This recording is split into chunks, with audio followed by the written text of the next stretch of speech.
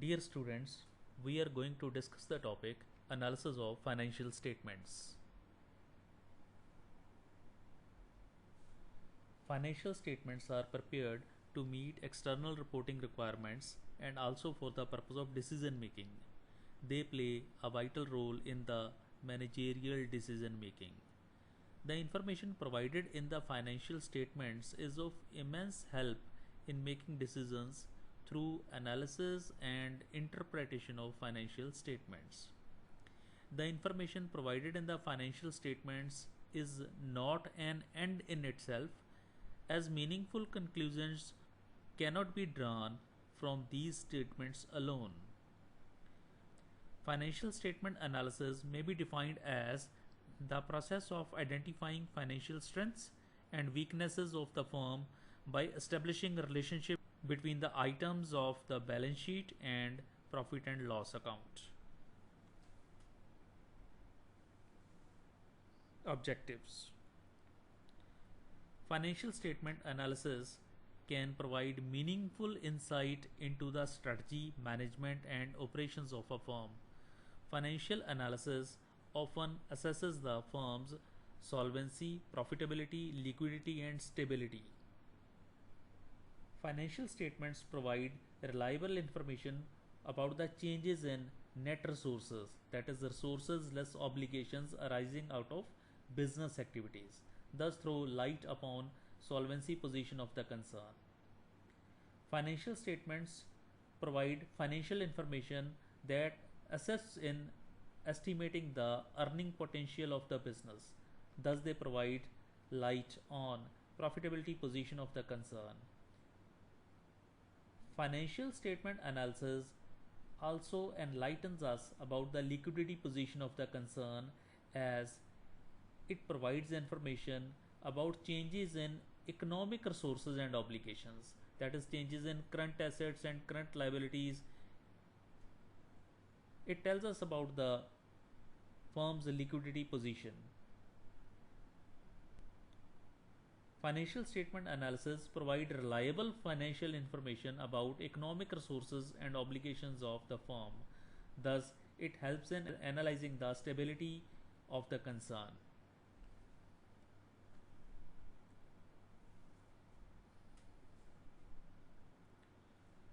Now coming towards type of financial statement analysis.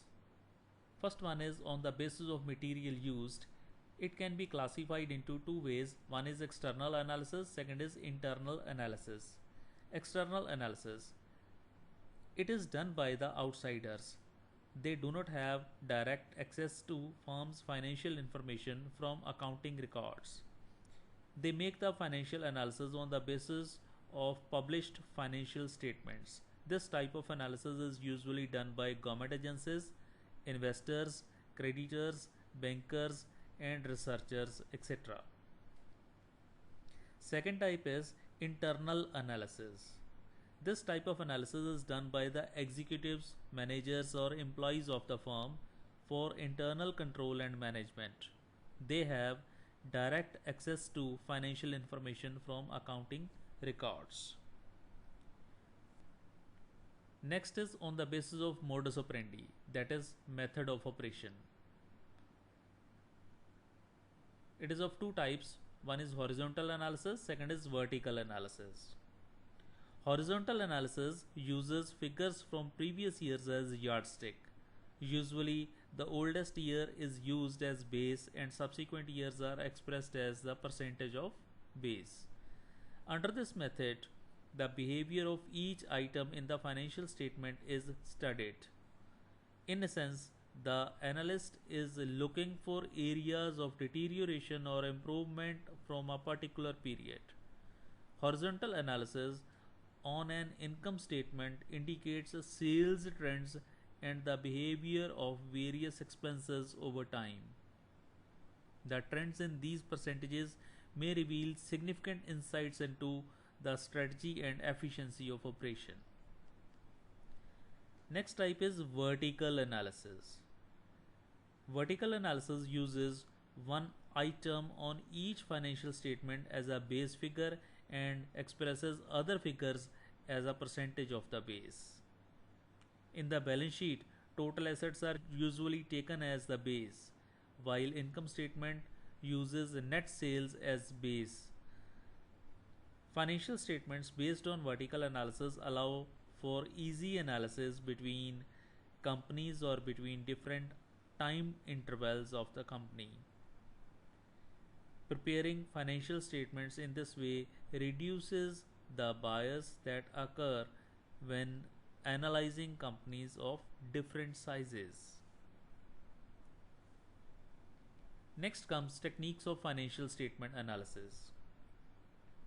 There are various methods or techniques which are used in analyzing financial statements, such as comparative statements, common size statements, schedule of changes in working capital, funds flow statement, cash flow statement, ratio analysis, and trend analysis.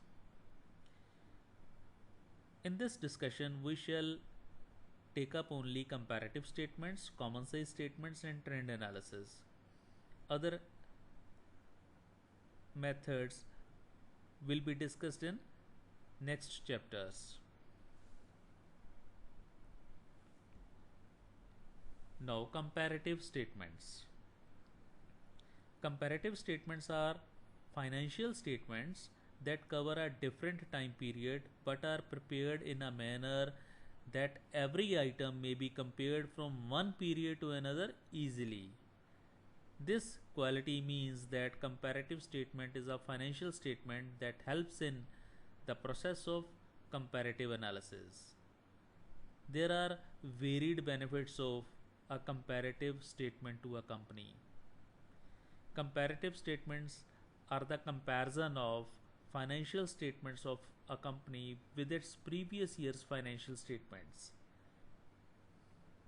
They enable the identification of its strengths and weaknesses. Comparative statements are prepared to study the changes in financial performance of business concern between two periods. A comparative statement shows the following items: absolute figures of two periods, changes, that is increase or decrease in these two periods, then is percentage change. Comparative statements may be classified into two parts. One is comparative balance sheet, second is comparative income statement. Now let us discuss comparative balance sheet. Comparative balance sheet is a study of the comparison of balances of various assets and liabilities between two different dates. The changes in absolute figures of balance sheet help to make an opinion regarding the financial position of the concern. In comparative balance sheet, two columns relate to the figures from balance sheet of two different dates. These are first two columns, one is for previous year figures, second is for current year figures. Third column relates to the changes, that is increase or decrease in these figures. That is, we shall measure the absolute change. In fourth column, percentage of change is shown. In calculating this percentage of change, previous year is taken as the base year.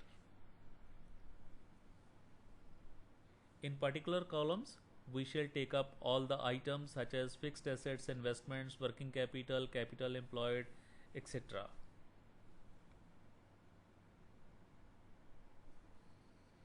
Now, analysis of comparative balance sheet. Following aspects are studied while interpreting comparative balance sheet. One is current financial position of the concern, second is long-term financial position, and third one is profitability position of the concern. Firstly, let us discuss the study of current financial position. Study of current financial position of a concern requires examination of the working capital in both the years. Working capital of concern is the excess of its current assets over current liabilities. If working capital is increasing, it shows improvement in the current financial position of the concern, and vice versa. Working capital increases when increase in current assets is more than the increase in current liabilities. but the increase in working capital should also be studied along with the increase in individual assets. For example, increase in inventories may mean accumulation of stocks, which may result in increase in storage cost and obsolescence of stock. Similarly, heavy increase in debtors may be conveying the faulty debt collection process. Even high increase in cash and cash equivalents may result in idle cash balances, which may be reinvested fruitfully somewhere else. Now, study of long-term financial position. Study of long-term financial position of the concern requires the examination of changes in fixed assets, long-term liabilities and capital. The wise policy is to finance fixed assets from the long-term funds of the concern. Long-term funds include debentures, bonds, long-term loans and shareholders funds. If increase in fixed assets is more than the increase in long-term funds, it means that fixed assets are being financed from short-term funds. It is not good for the financial health of the concern. It should also be studied that among fixed assets, if there is increase in productive assets or non-productive assets. Productive assets help to increase the profitability of the concern. Among liability side, the proportion of debt and equity should not be imbalanced. If portion of a debt is highly increased, it may be threat to solvency of the concern. If portion of debt is negligible, the firm would be deprived of the benefits of trading on equity.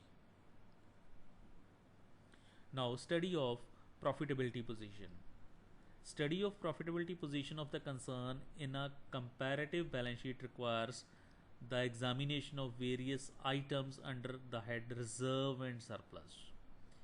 Increase in retained earnings, general reserve and profit and loss account would mean increase in profitability position of the concern and vice versa.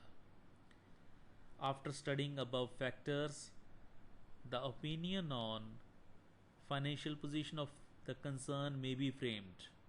The profitability position do not have direct relation to the financial position of the concern.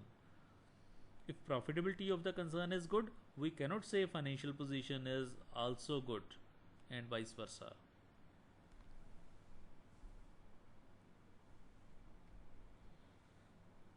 Now let us take up comparative income statement. Income statement is generally termed as trading and profit and loss account of the concern. This contains the financial information relating to business operations such as net sales, cost of goods sold, selling expenses, office expenses, net profit, net operating profit, non-operating expenses, profit after taxes, etc.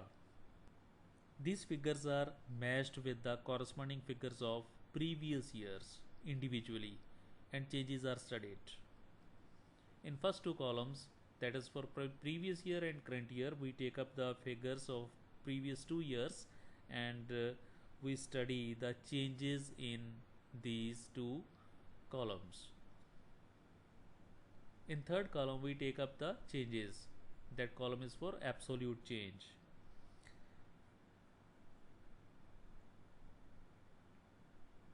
And in last column, we take up percentage change. Previous year is taken as the base year while calculating percentage change. Thus, comparative income statement gives an idea of the performance of a firm over a period of time.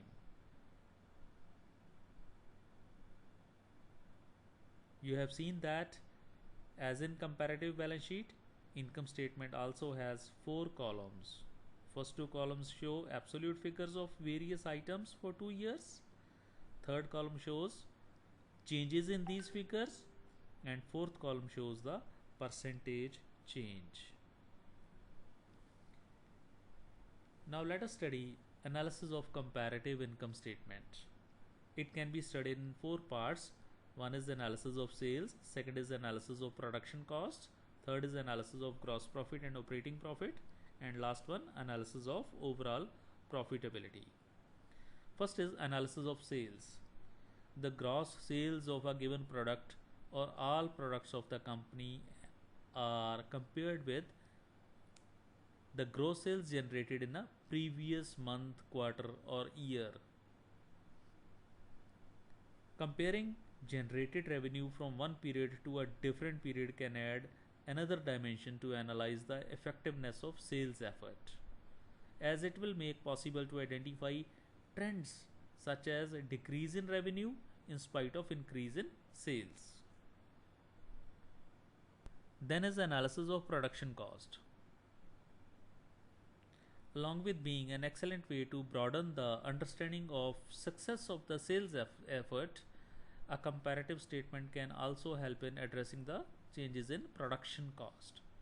By comparing the cost of goods sold in one quarter with another will make it possible to spot trends where the expenses increases and thus helps to identify the origin of those increases. Then analysis of gross profit and operating profit. The change in gross sales is compared with the change in cost of goods sold. If increase in sales is more than the increase in cost of goods sold, profitability will improve, and vice versa. The operating expenses such as office and administrative expenses, selling and distribution expenses are deducted from gross profit to get figures of operating profit. Each individual item of expense is studied as it will have impact on operational efficiency of the concern. The proportionate increase in expenses should not be more than the proportionate increase in volume of business, that is sales. Otherwise, operational efficiency will decrease.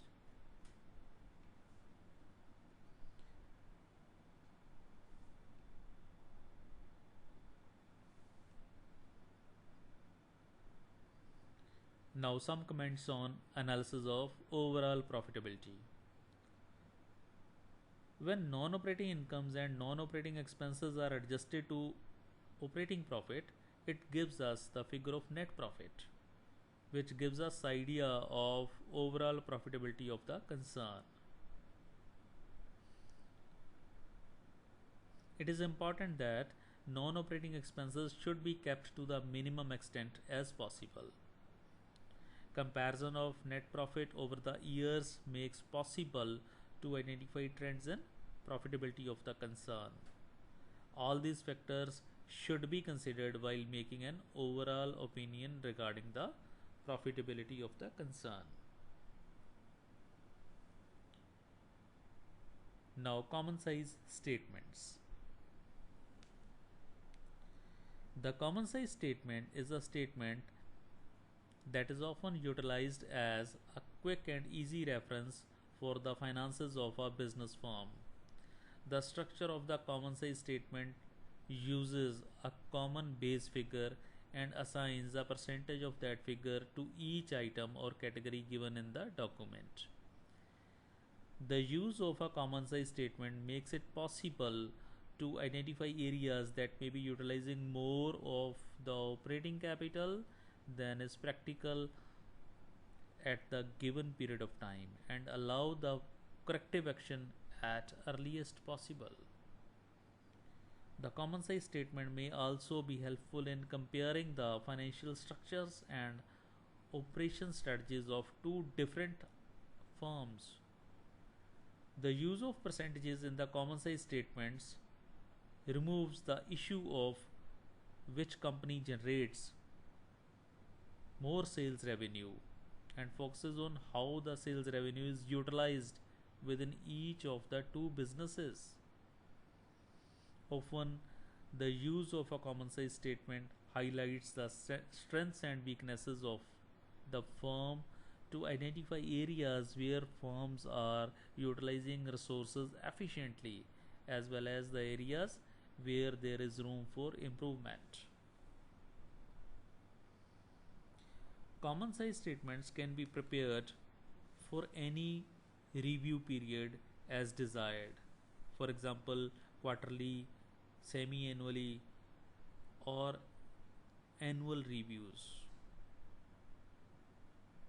To study the operational efficiency of the concern, the common size statements may be prepared on a more frequent basis, such as monthly.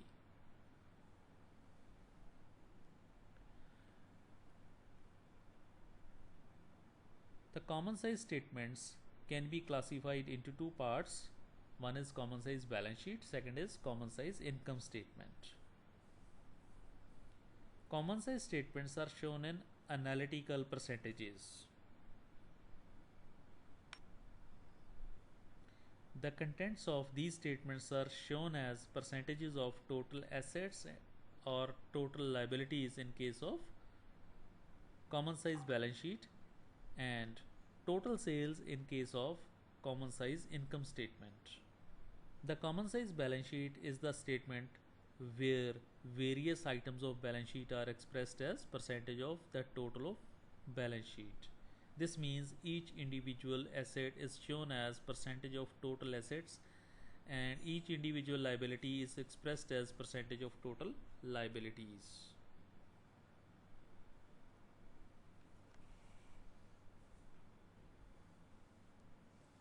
Now let us take up common size income statement.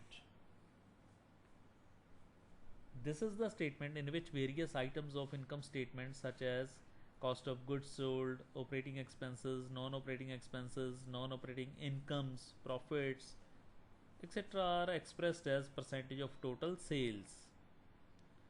Thus, the relationship of each item of the expense is established with sales. The increase in sales would lead to increase in expenses, but the percentage increase in expenses should not be more than the percentage increase in sales or gross profit. Otherwise, the operational efficiency will be affected adversely. Our last topic here is trend analysis. Comparison of two or more years financial data is known as trend analysis. It is a type of horizontal analysis. Trend analysis is facilitated by showing changes between years in both absolute figures and percentage form. Trend percentages express several years financial figures in terms of base year. The base year figure is taken as 100 and all other figures are expressed as percentage of this base. For example, if we want to study the trend of sales from year 2004 to 2020, the sales of 2004 would be taken as 100, that is the base, and the figures of other years will be calculated in relation to this base year as percentage. This is the procedure for calculation of trend percentage. First one is you have to select the base year, then we have to take the figure of base year as 100. We have to calculate trend percentage in relation to base year as per the following formula: current year figure divided by base year figure into 100. Thus we shall get the trend percentage. Thank you very much.